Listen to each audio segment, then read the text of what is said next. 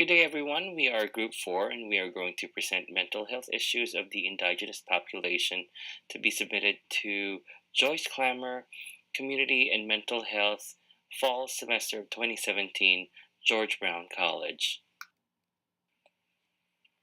Mental health contributes to our enjoyment of life, to physical health, as well as to our ability to achieve our goals in school and in our relationships. The mental, spiritual, emotional, and physical well-being of Aboriginal people has been jeopardized and continues to manifest itself in multiple health issues. Historical determinants such as the legacy of residential schools are believed to have shaped the mental health of Aboriginal people.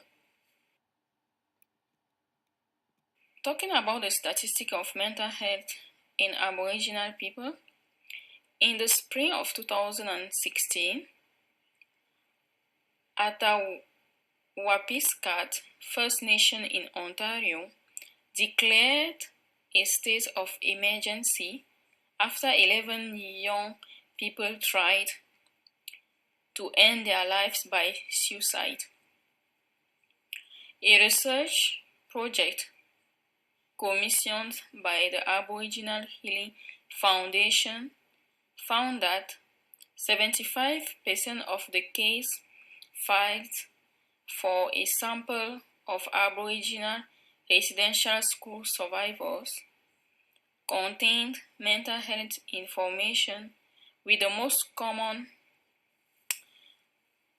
mental health diagnosis being post-traumatic disorder, substance abuse disorder, and major depression. First Nation youth die by suicide about 5 to 6 times more often than non-Aboriginal people. The suicide rate for Inuit are among the highest in the world, at 11 times the national average, and for young Inuit men, the rate are 28 times higher. Good day, everyone. I'm Uzi Jem, and I'm here to talk about the determinants and protective factors of Indigenous mental health here in Canada, as presented by Group 4. So, Indigenous health inequalities and social determinants would usually be poverty, overcrowdedness, and substandard housing, food insecurity, social and economic exclusions, and inadequate health services, as they are living in far-flung areas of the land. So beyond the mainstream frameworks would also include, but not socially strictly in nature, would be language, culture, spirituality, geography, relationships to the land, and self-determination and knowledge of the systems. Also, colonialism is understood as the broadest and most fundamental determinant of health, and one that remains an active and an ongoing force in the lives of our Indigenous peoples.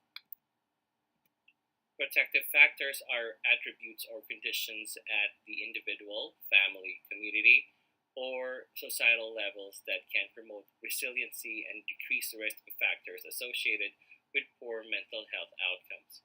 Population mental health promotion for children and youth are sometimes overlapped by these protective factors. At the community level, cultural continuity has been identified as a protective factor.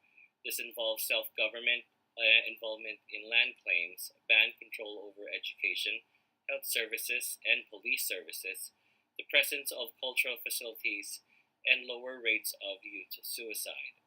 Other important cultural continuity factors include in the involvement of women in band councils, ban control over child welfare services, and knowledge of Indigenous languages. Aboriginal mental health historically been an area of high concern and controversy due to high incidence of mental illness within this population. Mental health, broadly referred to a state of well being that includes a balance of mental, emotional, and spiritual health. The focus of mental health is ensuring individuals have appropriate coping skills to deal with the normal stresses of life, to work productively, and to contribute to the community. Mental illness is a serious disturbance in thoughts, feelings, and perception that is severe enough to negatively affect day to day functioning of individuals. According to Health Canada, in 2001, the average life expectancy for a First Nation man was 70.4 years compared to 77.1 for the general population. The corresponding figures for the women were 75.5 versus 82.2. Aboriginal people have 1.5 times the national mortality rate and 6.5 times the national rate of death by injuries and poisoning. Aboriginal people are facing so many mental health challenges. Some of them include suicide, dementia, smoking, depression, schizophrenia, substance abuse, homelessness, unemployment, personal injury, poverty. Hi everyone. I'm going to explain about the supportive programs for Indigenous population. The purpose of programs are help Aboriginal individuals and families living both on reserve and in urban and rural communities, and they offer a blend of contemporary healthcare services with traditional Aboriginal approaches to healing and wellness. A variety of matters such as health and wellness, disease prevention, and family violence prevention. They do have mental health programs also. It is day programs. 4-day programs help individuals and families with mental health issues, problems, and disorders. Mental health demonstration projects. They provide a non-residential, culturally appropriate, and culturally competent mental health services. Next one is crisis intervention healing services. These services included suicide prevention and intervention, referrals to counseling and treatment programs. Next one, community wellness workers. Community wellness workers work with individuals and families in First Nations, Métis, and urban communities who are in violent situations. One, healing lodges. Healing lodges provide residential programs to address the trauma resulting from sexual assault, physical abuse, mental and emotional abuse, and family dysfunction. Shelters for women and children. Shelters are safe, short-term residence for women fleeing domestic abuse and their children. Youth and addiction. Treatment center. They help Aboriginal youth with addiction problems. Center for Addiction and Mental Health. The Aboriginal Service blends therapeutic and psycho-educational groups with cultural programming and ceremonies as part of a holistic approach to care. Aboriginal Child and Family Services. Examples are Native Child and Family Services of Toronto. Aboriginal Health Access Centers. They provide different types of health and social support services to First Nations, Métis, and Inuit communities. The next one, Indigenous Friendship Centers. Examples of their services include the Children's Mental Health Project and the Children Who Witness Violence Program for Children. Métis Nation of Ontario uses contemporary and traditional therapeutic interventions such as healing circles and individuals or group counseling. Mainstream services, a variety of health centers, clinics, mental health agencies, psychiatric hospitals, and psychiatric units at general hospitals provide mental health services in Ontario for Indigenous. So, hi everyone. So we almost come to an end. I don't think that I need to add something because my friends have already discussed about the Indigenous population, their health concern, and the mental health issues that they have affected, and also the supportive resources that we are offering to Indigenous people. Um, since nowadays, even now, Indigenous people are going through identity crisis and also health and social needs.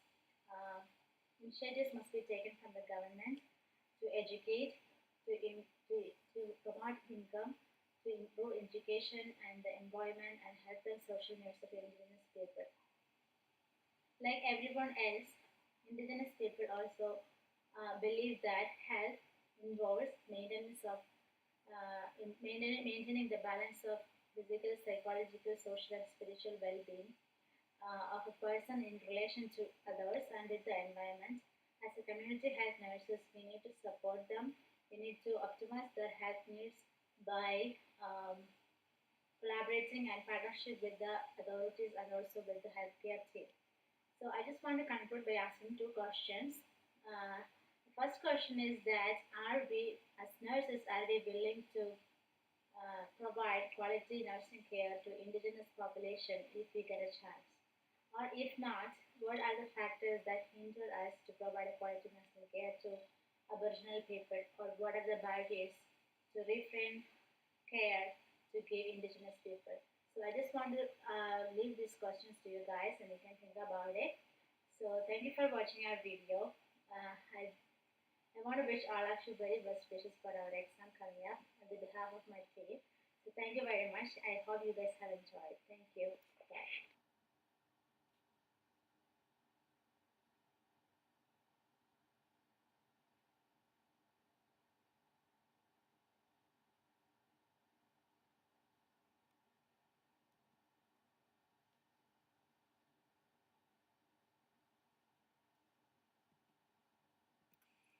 That ends our presentation of Group 4 for mental health issues of the Indigenous population here in Canada. We hope you found our presentation as informative as much as we did. Thank you very much for your time and have a good day.